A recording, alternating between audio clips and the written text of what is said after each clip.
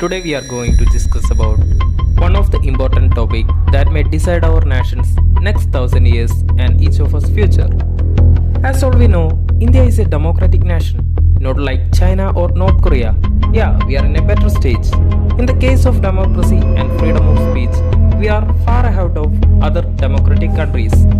The point is, will India stay as a democratic nation after 2024 also? What about the federal system of our nation and the freedom of speech? What about the religious minorities like Muslims, Christians, Jews, Parsis? And the last and $1,000 question, is there will be any elections after 2024? These are the questions that storms in social media after one of the famous Indo-German YouTuber posted a video on these topics. The main difference between Indian democracy and American democracy is that India has a parliamentary system while America has a presidential system. But the political experts saying that India is going to witness a presidential type of election in 2024. After 2014, BJP is the party that mightily rules the nation by its face Narendra Modi, one of the most popular leader in the century. But is everything going fine in India? The main thing opposition rules states is saying that the BJP's central government takes the powers away and suppressing them by not providing funds and threatening them using central agencies like ED, CBI. The Constitution of India establishes the structure of Indian government, including the relationship between central government and the state governments. Part 11 of the Indian Constitution specifies that the distribution of powers between state and union government.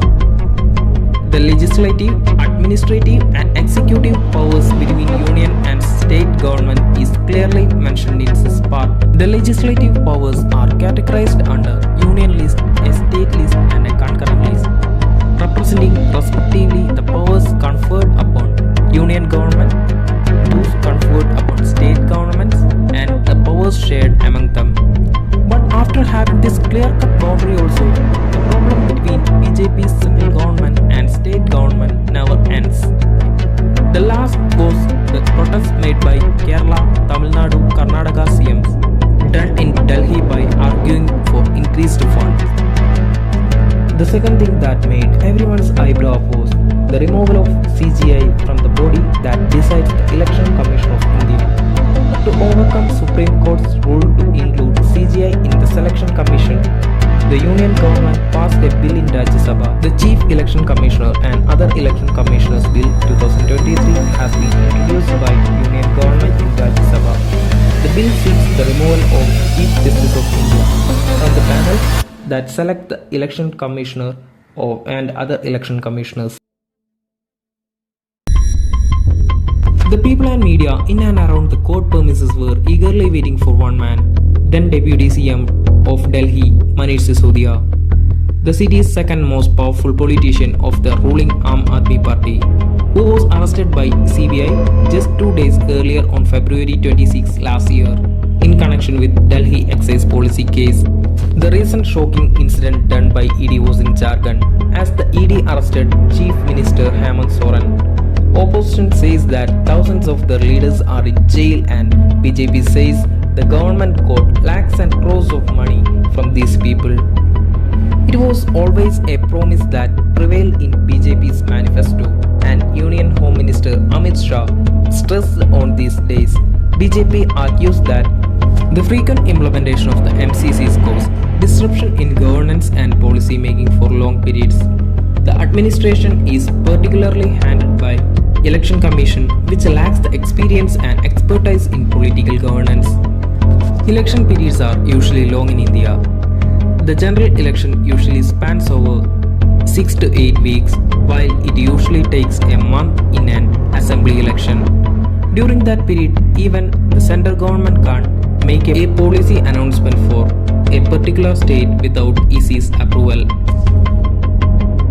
The amount of cash seized by authorities during every new election indicates that the polls are also opportunities for corruption, given that elections are expensive in India and are not state funded.